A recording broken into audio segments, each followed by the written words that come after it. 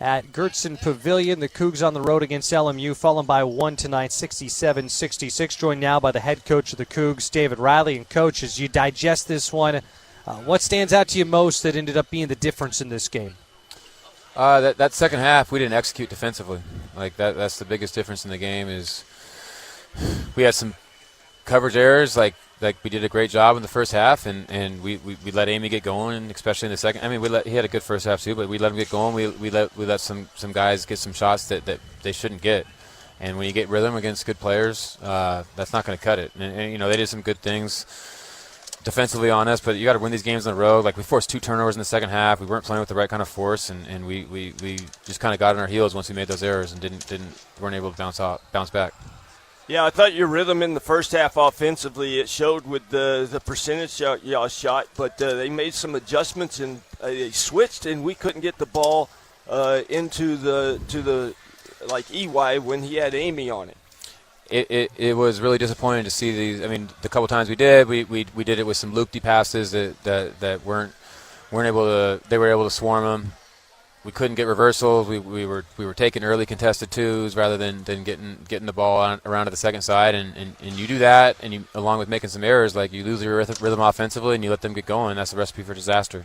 You touched on MJ Amy before. He ends up with 31 points in this game. What made him, and you did kind of touch on this a bit, but just specifically talking about Amy, what made him so hard to deal with tonight? They do a good job with putting guys in action. They run a lot of different sets, and once he got going, they found some different ways to free him up.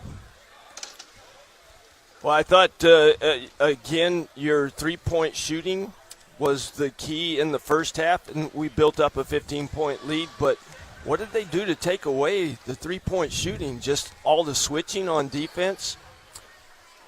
Yeah, obviously, I don't want to not give them credit because they did pressure the ball a lot more and they put us on our heels. But we took a bunch of first action shots in the first side rather than being patient and getting the ball to the paint and moving on the second action. And we try to do it ourselves. And it's just, I don't know how many times I got to say it on the road. It's just like we got to trust our teammates in these tough environments, and that's the difference in the game. And looking forward to Pepperdine, final game of the regular season. Where's your head at with just putting this one behind the team and getting ready for that last matchup with Pepperdine?